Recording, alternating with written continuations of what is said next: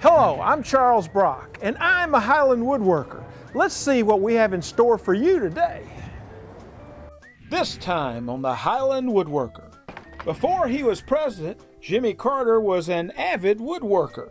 We explore his impressive furniture collection and hear how the craft helped shape his life. 3 generations of artistic woodturners. A first-hand look at how Philip and Matt carry on Ed Moulthrop's legacy in our Moment with a Master series. Popular Woodworking's Matthew Teague has a quick tip on creating beautiful bridle joints. Bert the Wood Expert shows us why white oak is A-OK. An inexpensive upgrade to your bandsaw could make all the difference. See how the wood slicer performs in our toolbox segment. Plus, a step-by-step look at how to make your masterpiece shine. All of this and more this time on the Highland Woodworker. The Highland Woodworker is brought to you by Highland Woodworking. Fine tools delivered to your door since 1978. This portion of the Highland Woodworker is brought to you by Whiteside Machine Company. Top quality, industrial grade, and American made. Ricon Power Tools, tools designed by woodworkers. And by Masterpiece Wood Finishes, helping you build beautiful furniture. I'm at Highland Woodworking in Atlanta, Georgia. This is like Disneyland for a woodworker. They've got all the tools and classes and a great staff to help you with your next project. Former President Jimmy Carter has been inspired by so many of the iconic woodworkers, like Tay Frid, for example, Ed Moulthrop, and Sam Maloof. First time I saw a Sam Maloof rocker just changed my entire woodworking journey. Well, President Carter recently invited us into his office at the Carter Center, and he showed us his beautiful collection of Sam Maloof furniture and told us about his woodworking journey. President Carter, it's so nice It's good to be with you. And you know, Highland Hardware means a lot to me. I've known them ever since they began in business. Yeah, Chris Bagby is just a wonderful guy, and I think one of the ideas about this show, the Highland Woodworker, is I'm a Highland Woodworker. You probably could say you're one too. I am too, yes. I've been to classes there to learn how to be a better woodworker. And I had a class there by Tay Frid. He also made a stool and gave it to me as a result of that. But I've learned a lot from them and use their literature, and I'm a regular customer of theirs. Well, that's just great. You know, Sam Maloof was a part of Highland Woodworking. Yes, I know. Where did you meet Sam? Well, when I was president, Sam Maloof made this chair for me. But I didn't accept any gifts that were worth more than $15. So he couldn't give it to me. So after I got back to Plains from the White House, Sam Maloof put this chair in the back of his station wagon and drove from near Los Angeles to Plains to deliver it to me in person. And I was just overwhelmed with gratitude, but also with excitement just to meet him, because I had read about him, you know, earlier in Fine Woodworking magazine and that sort of thing. So I knew that he was the best woodworker, I think, in the world. And to have him make a chair for me was just a wonderful experience. Yes, it's almost a benchmark moment when you flip through a magazine and you saw a piece of Sam's, you remembered it instantly. And you can recognize when he makes something. That's right. What is it about Sam's work that makes it so endearing, such a focus for woodworkers? Well, you know, I know Sam well. We've spent hours and hours together at his place and in Plains, Georgia, and here in this office, and just talking to each other. And he's a Lebanese, was a Lebanese philosopher and a moralist and almost a theologian. And I think that Sam's inner spirit, what he meant on a moral basis, is evident in the kind of furniture he makes. There's a human aspect of it, and he makes it in such a special way with his own hands. And you can start on one of these curves, and you can go around the whole chair, and it comes back to where you started, which is just an additional thing with it. But this chair and this table and that two rocker, and the special one that he made for me when I got the Nobel Peace Prize. All of these are treasures, in my life. The most valuable piece I have is this piece right here, which I think is one of the most remarkable woodworking products that I've ever seen in my life. And I think there's one like this in the National Museum of Art as well. And he made this chair over here. We can walk over just a moment. To commemorate my getting the Nobel Peace Prize, and he wrote on the bottom of the chair, I've forgotten the kind of wood, but it's Cercote? I'm not sure. It's on the bottom of the chair. I won't look it up right now. But he brought this particularly to give to me on that occasion. So you see, he went out of his way to honor mine and his friendship. Wow. In fact, I've tried to do a few other things with woodworking. I've tried to do some wood turning in a very modest way. In fact, I made the collection plates for my church and things of that kind. And I went out with Ed Moulthrop a number of years ago after I read about him in fine woodworking. And this is by Ed Moulthrop. This is by his grandson, I believe, or his son. But I think that here again, I'm bragging about Georgia now because I think they're the finest wood turners that I've ever known. Well, woodworking has meant a lot to me. I started woodworking on a practical matter. I worked on a farm with my daddy, and I learned, saws and hammers and things. I learned how to cut a rafter and how to build a hog sheds and things like that kind. And then when I was a Future Farm of America student, as a high school student, I learned how to make nicer things. In fact, strangely enough, I made a model of the White House. That was my high school project. I never dreamed about going into politics. I always wanted to be in the Navy. How prophetic that ended up being, yes.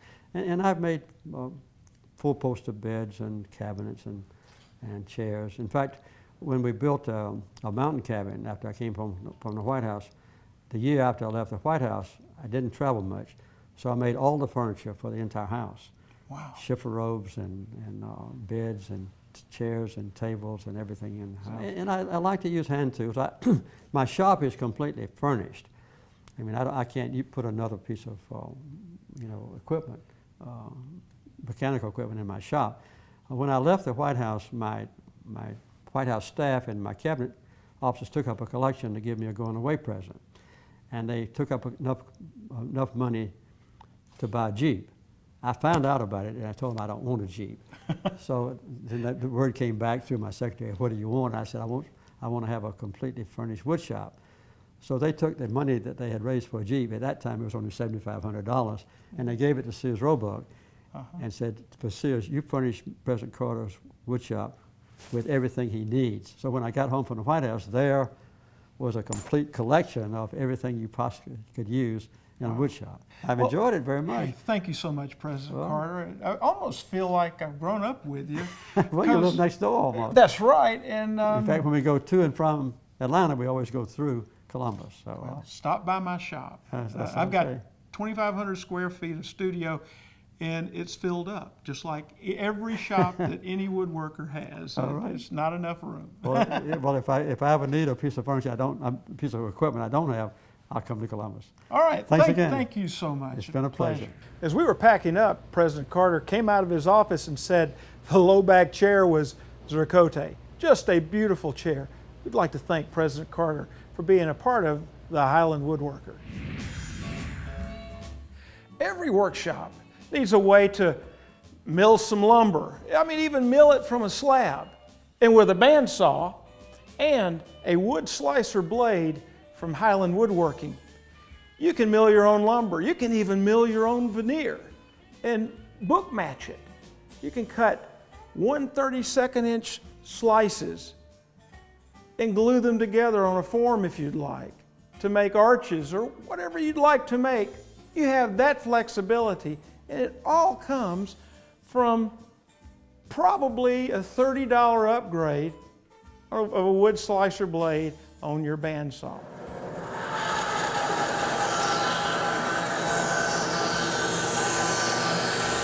The wood slicer is going to cut with a very thin curve, and it's going to be almost vibration free for a bandsaw because of its variable tooth pitch design.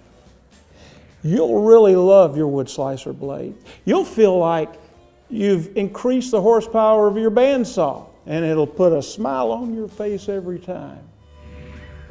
Coming up next on the Highland Woodworker, Bert the Wood Expert and the pros and cons of white oak. Then we're cutting up with Popular Woodworking's Matthew Teague. You're watching the Highland Woodworker. Behind that garage door lies a kingdom, a place where all that's wrong and broken can be fixed. Armed with Gorilla Glue, imagination, and some elbow grease, there's nothing that can't be built, created, or repaired. Your kingdom awaits. Gorilla. For the toughest jobs on planet Earth, visit GorillaGlue.com. Highland Woodworking has been a leader in woodworking education for over 30 years. They offer all kinds of woodworking classes year-round, ranging from how to hand-cut dovetails and mortises, to how to sharpen a plane or a chisel, how to build a cabinet, a chair, or a bookcase, or how to turn a wooden bowl. There are classes on wood finishing, French polishing, and even antique furniture restoration. For a list of upcoming classes that may interest you, go to highlandwoodworking.com. This portion of the Highland Woodworker is presented by Popular Woodworking Magazine, JDS, leaders in air filtration, dust collection, and woodworking machinery, and by Gorilla Glue for the toughest jobs on planet Earth. Highland Woodworkers are found all over the world. Email a picture of you and your woodworking project along with your name and where you live to picture@thehighlandwoodworker.com.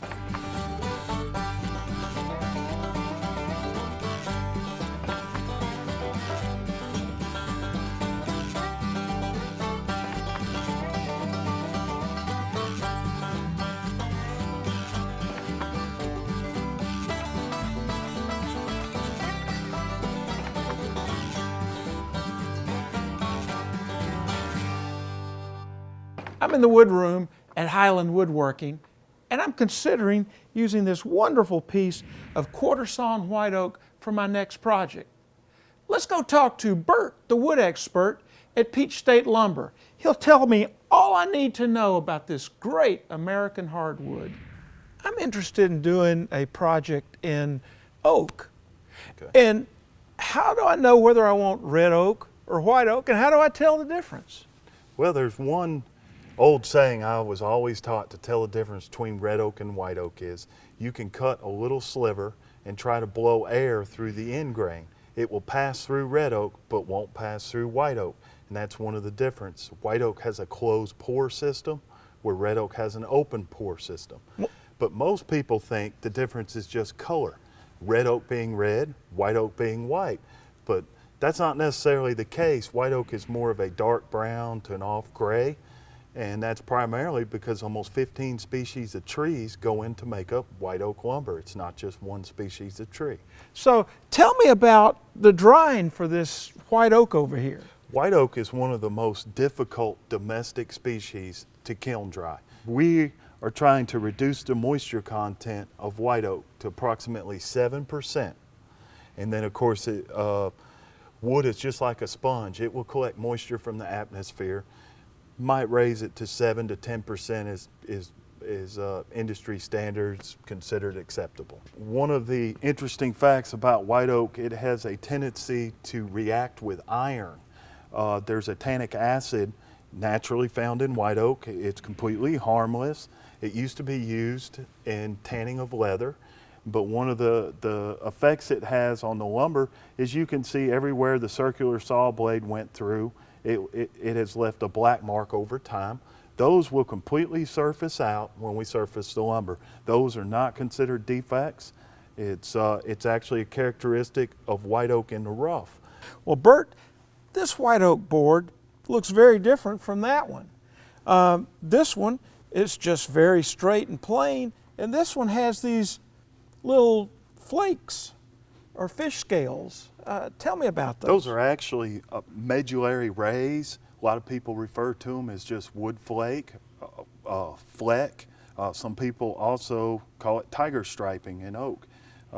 What that is the way it's cut. If you look on the end of that board, the growth rings are running 60 to 90 degrees, almost straight up and down. It produces a very straight grain board, and it also allows for the viewing of those rays, which are present in all oak boards for that matter.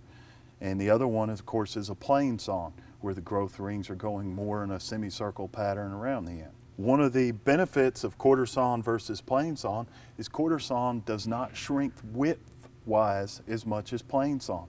Wood movement is mostly limited to the thickness of the board. It's just the opposite of a plain sawn.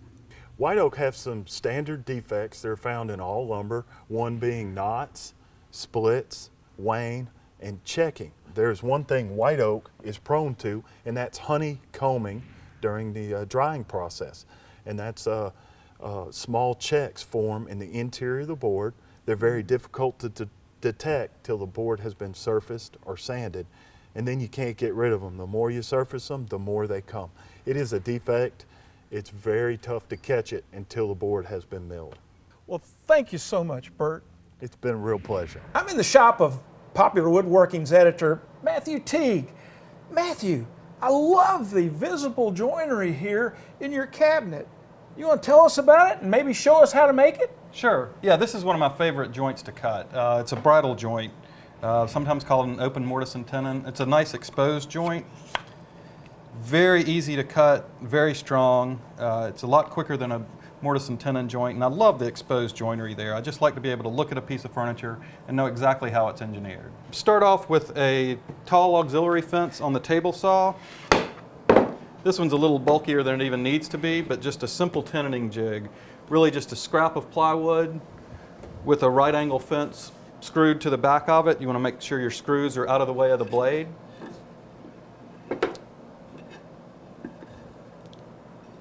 I've already marked out, this is about 3/4 of an inch wide, and I've marked out where I want the center open mortise to be. So what I want to do is come in here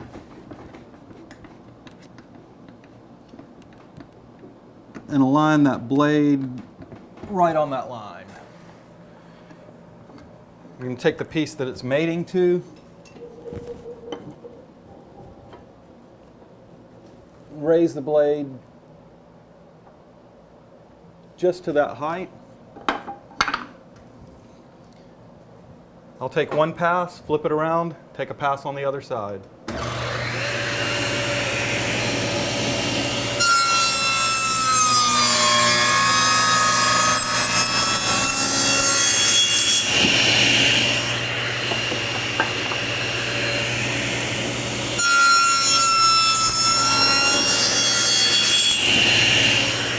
So I'm using an alternate bevel blade here. It's going to give you a little bit of a rough cut there. You can clean that up with a chisel. But the next thing you want to do is cut your mating piece. And you're going to cut the cheeks of the tenon. So you want to align this using that same piece you just cut. Align the blade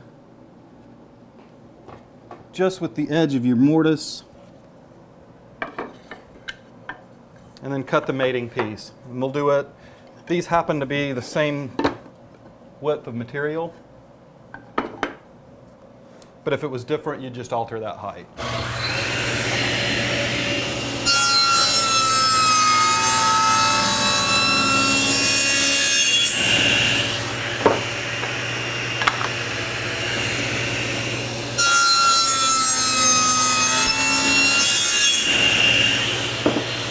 Show me how you cut your shoulders.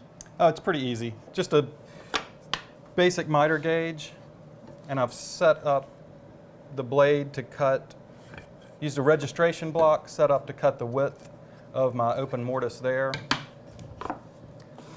I'll align the workpiece against it.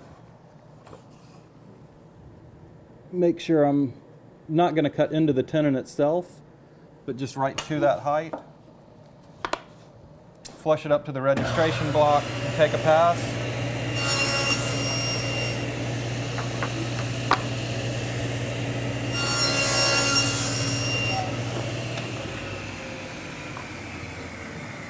So now is the moment of truth with this joint to see if it fits. All right.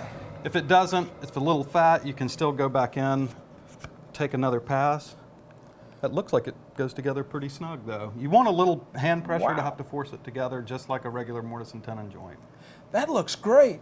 And then up here on this piece, all you had to do is put a little bit of wax or finish on it, and that end grain just pops right out. Well, that's exactly what I like about it. It's a nice exposed joint. As I said earlier, you can tell at a glance exactly how this piece was built. On top of that, it's really easy to build. When you put the finish on, just like you said, it really pops. Coming up next on the Highland Woodworker, they just might be the most talked about artistic wood turners of our time. Meet Philip and Matt Moulthrop in our Moment with a Master. You're watching the Highland Woodworker.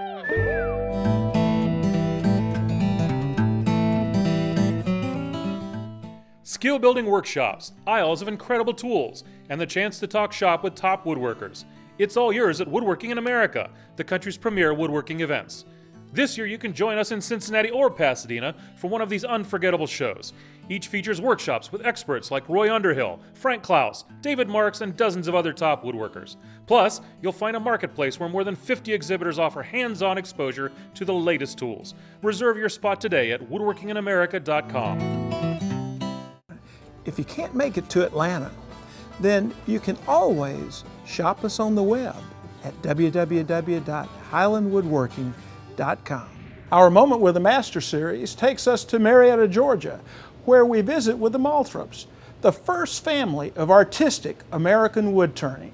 Well, as you can see, we have quite a collection here. These are pieces that I've turned, but these are all made out of southern woods, and there's quite a range of variety.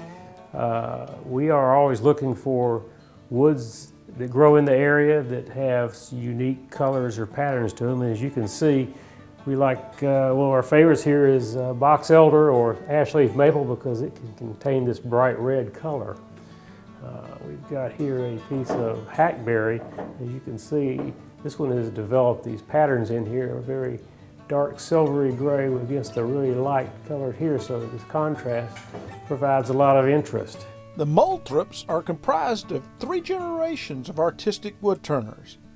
In the mid-1900s, the late Ed Moulthrop took wood turning to a whole new level. Of course, as you know, he's an architect, and that was his main source of income at the time. And if this was probably late 50s, early 60s, the market for kind of fine crafts, there wasn't a lot of that. And so he was making these small pieces, and he started selling them in the Signature Shop, or which is now called Signature Gallery, in Atlanta. But these were $10, $20 each, so there wasn't a lot. But I think he eventually sold one for $100 or $200, and he's like thrilled. Tell us about Ed, because from your perspective, I know he was an excellent architect. He was that. But tell us about you. Well, I just remember how nice he was. When I had read about him 2 or 3 times and seen the remarkable nature of his wood and found out he didn't live far from Atlanta, I called him on the phone, told him who I was, and told him I'd like to come out and see his operation. So he showed me how he turned the wood. And of course, he gets it down to a pretty smooth state just with the chisel. And then he did a lot of just remarkable, kept on sanding and with steel wool and so forth. And the remarkable thing is how he does it on the inside as well. So I think that these pieces that he has done and his children, son and grandson have done is just extraordinary. When I first started, I thought, well, should I try to do this as a living, look at that way or not? And then at just about the exact same time, I just passed the bar exam, and I thought, well, should I be a lawyer? And I said, well, I shouldn't worry about that. I should just keep doing it. And then the one I like the best, or start leaning in that direction. Probably after about a year and a half, the local gallery in Atlanta wanted to have a show because she'd worked with my father, and he said, well, it's time to bring Philip in on this. So we did a show, and we sold really well. I thought, well, this is really good, There were a couple people who called me up and say, do I have anything for sale? And then, so I was able to sell a few pieces on the side, too.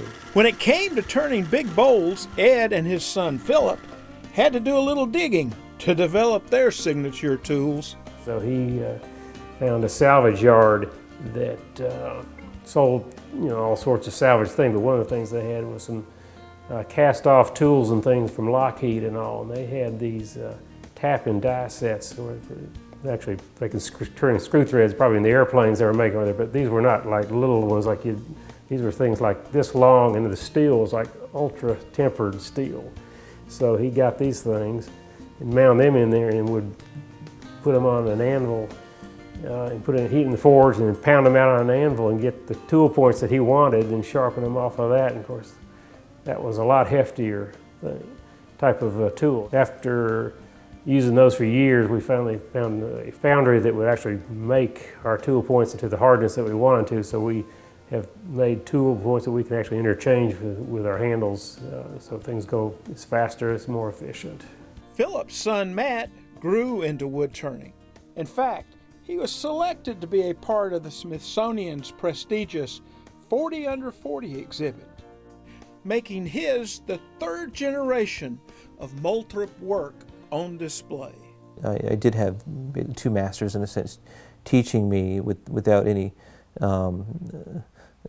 secrecy. Everything was open for me to learn and ask questions. But at a certain point, there's an innate ability that you have to have in order to, I guess, perform or create on that level. We can work with any species of wood, and we get them, we just store them outdoors to the natural elements. Here's a piece of box elder or ash leaf maple, and it has this really nice red pattern. It's found in certain trees, so we found this one, and we're going to turn this. So what I've kind of expedited here, but when you cut it off, Look at that color. you cut off enough of the white because I don't really need all that white on there, and it leaves it right here. You can see the color go down the side. Wow. Of course, now this red that you see here won't just stick out here. It'll be going over the side like that. So now it's ready to mount up. Walk with me over here, you'll see. As you can see, the screw threads here match the screw threads on the bottom of this plate here. So it's on there. And just threads on. Just threads on.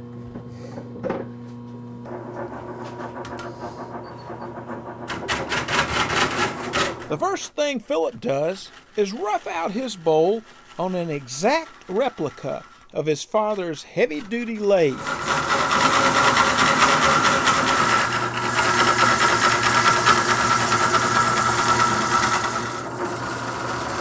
A major difference in the way the Moulthrops turn is by using a movable fulcrum pin in the tool rest.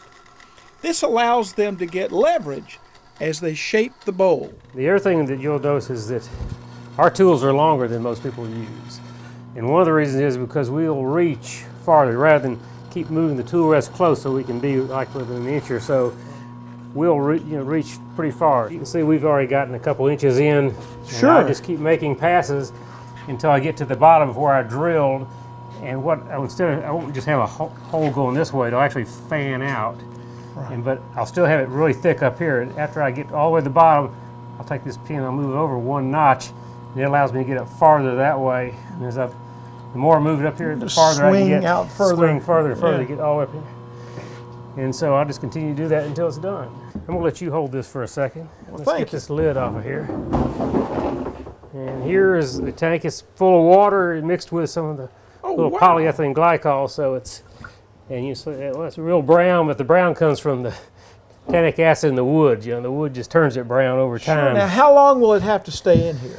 All right, this one's starting in, on this date here, 3/23, so I would say probably this is a soft wood. The weather's getting warmer, that makes a difference. I'd say 4 weeks, 5 weeks might do it. It's all right. They're less than 4. So all I do is just try to get it submerged enough that, Letting it fill up. and then that's good enough. It'll float. And it So just you wouldn't stays in say there. this is a good way to bob for apples? No, stuff. not for apples. Not for All right. apples. But I cover it because you don't want rain or people falling into it. There you go. But this is the next stop on the tour, All right. and It's the closet. well, it is a closet, but it's a drying area for the bowls that just got removed from the tank. They go in here and sit on the shelves, and I've got a dehumidifier that runs day and night, and it will slowly dry all this wood out. But the pieces that come from the tank and put into this room here, they'll stay in here maybe 2 to 3 months.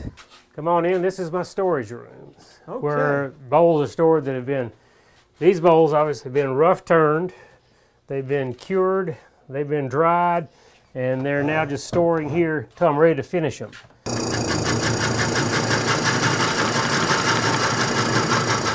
Another pass gives the final shape of the bowl inside and out. If you can probably tell, we didn't make near the cuts on this piece as we did over there when we were roughing out the bowl. You're just barely taking off, just very top layer is all you're doing.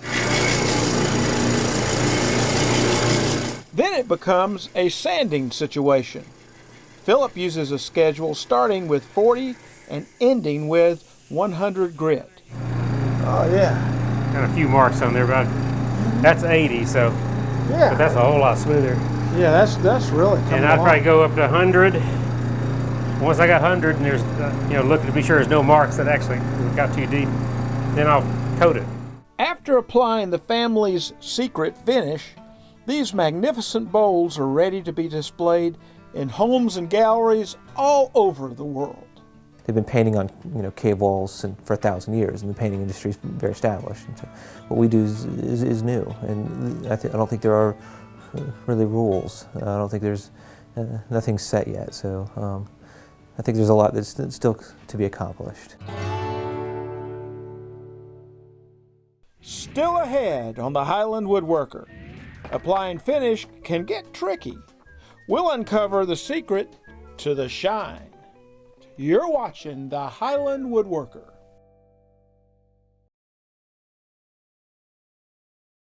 Rikon Power Tools. Tools designed by woodworkers.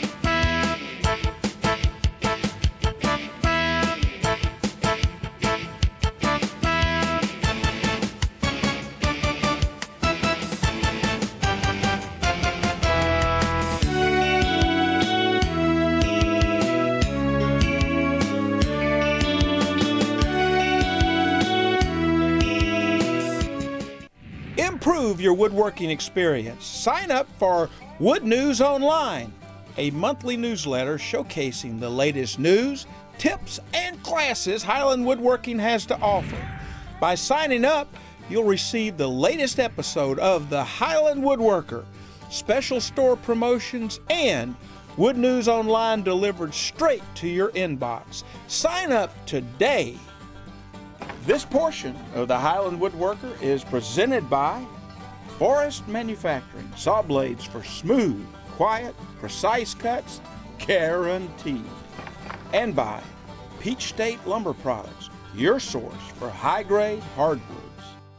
When you build your masterpiece, use a finish that will protect it for generations and let the beautiful color of the wood shine through. That's why I helped develop Masterpiece Wood Finish. Let me show you how I use it in my shop. This is the base coat. It's a mixture of China oils that penetrate very deep into the surface of the wood, just drinks into the pores. I like to use 2 coats, one every 24 hours. And after about 30 minutes, I'll wipe some of the excess off. And as you see, it does a beautiful job of bringing out the color in that wood. Don't get in a hurry with your finishing. Let each of the base coats dry for 24 hours. And then you're ready for the mid coat. The mid coat is a combination of the China oils and beeswax. I like to put it in the microwave for like 2 bursts of 10 seconds apiece. And then stir it up real good to get the consistency of a heavy cream. And I'm just going to rub this in real good. You don't have to use a lot, but you have to use enough. So just cover the surface really good. After 30 minutes, you're just going to wipe off the excess. In doing this, you're providing the surface with more air and the mid coat with a better chance to cure. Let it cure for 24 hours. Then you can put on the second coat and let it cure for another 24 hours. After the base coat and the mid coat are completely dry, and that's the key thing, then you're ready to apply the top coat. Just like the mid coat, the top coat can be placed in the microwave to smooth it out so it'll flow on just right. About 20 seconds is the most I ever do. Put a little bit on and rub it in.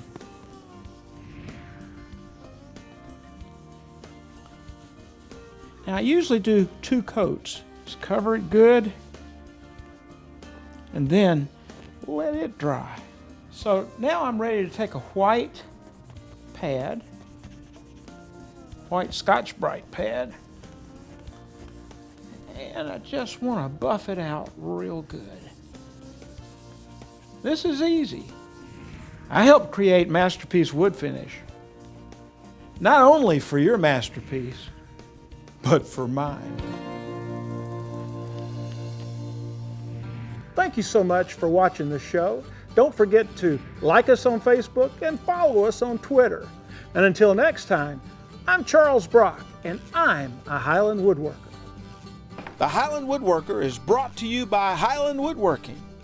Fine tools delivered to your door since 1978. And these fine sponsors: Forest Manufacturing, saw blades for smooth, quiet, precise cuts, guaranteed. Whiteside Machine Company, top quality, industrial grade, American made. Masterpiece Wood Finishes, helping you build beautiful furniture. Peach State Lumber Products, your source for high-grade hardwoods. JDS, leaders in air filtration, dust collection, and woodworking machinery. Rikon Power Tools, tools designed by woodworkers. Gorilla Glue, for the toughest jobs on planet Earth. And by Popular Woodworking magazine.